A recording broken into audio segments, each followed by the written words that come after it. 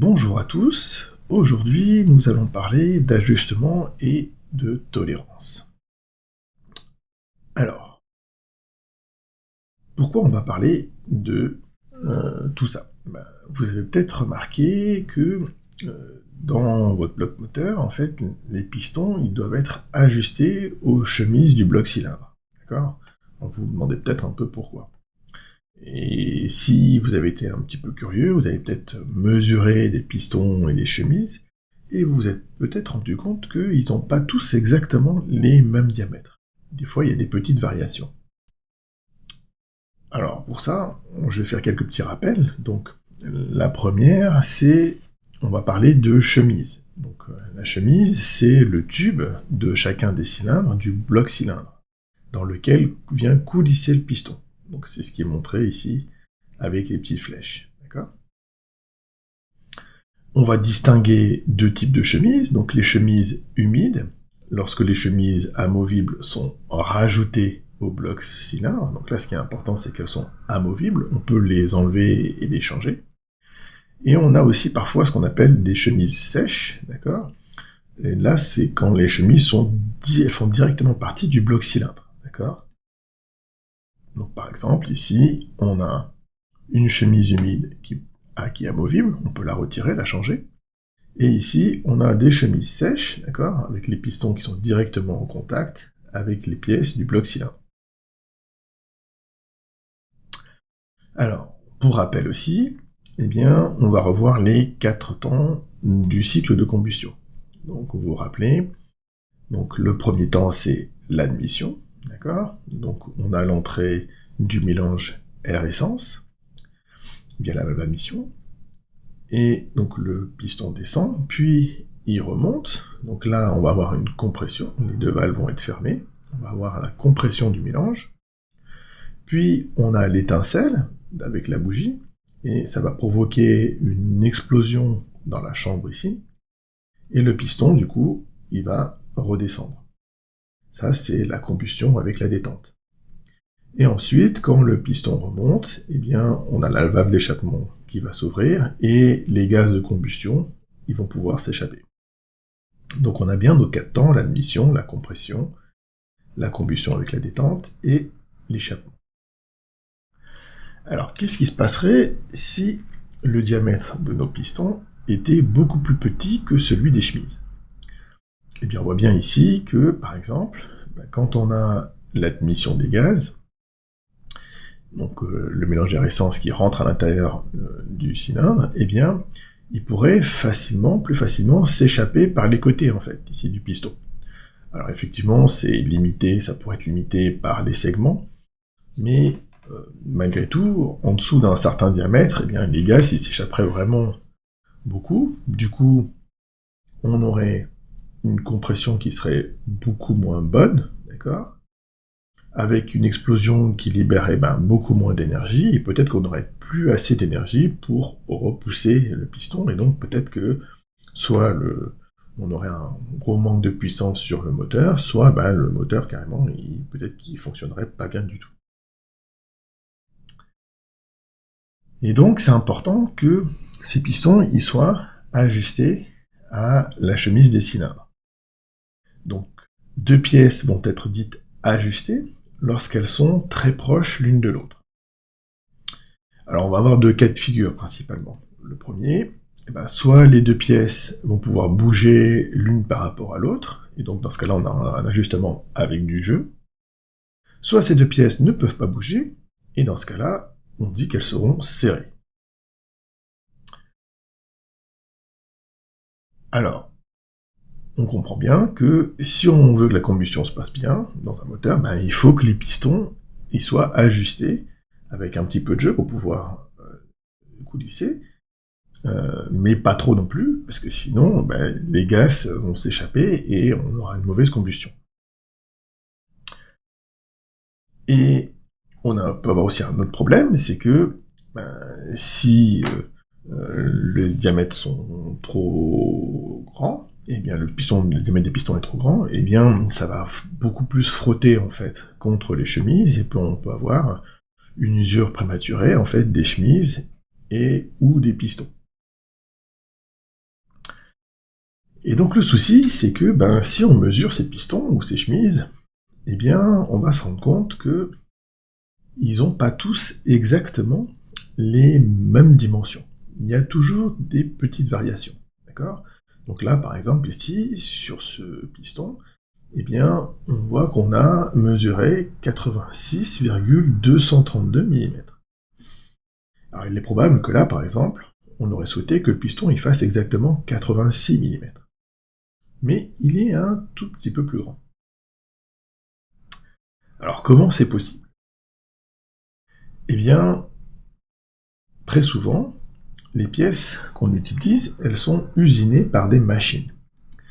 Et donc là, c'est une pièce qui est tournée en fait sur un tour. Et très souvent, ces machines, eh bien, elles peuvent avoir soit un petit peu de jeu, ce qui est quand même pas toujours fréquent, mais ça peut arriver. Soit, eh bien, les machines, entre le début de la journée où les machines sont froides et où elles n'ont pas encore beaucoup fonctionné, et puis le moment où elles vont être chaudes parce qu'elles auront beaucoup fonctionné, eh bien, les pièces qui la constituent vont se dilater, elles sont faites en métal, et même si c'est infime, cette dilatation, eh bien, peut générer des petites différences. Et puis on a aussi le fait que, par exemple, les outils qui permettent d'usiner ces pièces, eh bien, ils vont aussi s'user. Et donc, ça peut provoquer, en fait, des petites variations sur la fabrication de ces pièces. Et donc, eh bien, nous, ce qui va nous intéresser, c'est de définir une cote maximale et une cote minimale pour lesquelles, en fait, eh bien, la pièce, elle sera acceptable, on pourra l'utiliser.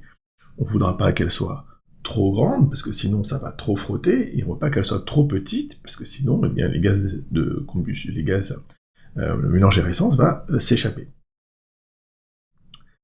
Donc là, par exemple, dans notre exemple ici, sur ce piston, eh bien, il est probable qu'on voulait avoir des pistons qui fassent tous 86 mm, et pour l'exemple, on va accepter que le piston est une cote maximale de 86,3 mm et une cote minimale de 85,9 mm. Ce qui est beaucoup, mais c'est pas grave, c'est juste pour l'exemple. Et donc, qu'est-ce que c'est que cette cote nominale? La cote nominale, c'est la valeur qu'on souhaite avoir pour toutes les pièces. Donc là, par exemple, on aimerait que tous nos pistons y fassent exactement 86 mm. Mais dans les faits, comme on a des petites variations, eh bien, on acceptera que les gens qui ont construit le moteur, en fait, eh bien, ils ont prévu une petite marge, et donc on accepte que le piston fasse au maximum 86,3 mm, donc c'est ce qu'on appellera la cote maximale, et au minimum 85,9 mm, c'est ce qu'on appellera la cote minimale. On ne va pas être en dessous, sinon ça posera des problèmes qu'on a évoqués plus tôt. Et donc, pour passer de cette cote nominale à la cote maximale, on se rend compte qu'on a rajouté 0,3 mm. D'accord? Donc à cette cote nominale, on a rajouté 0,3 pour obtenir la cote maximale. Et pour la cote minimale, eh bien, on a pris notre cote nominale et on lui a retranché 0,1 mm. D'accord? Alors, c'est quoi une cote tolérancée? Une cote tolérancée, c'est une cote avec cette forme-là. D'accord? Donc c'est quoi cette forme? Eh bien, on a ici la cote nominale, d'accord?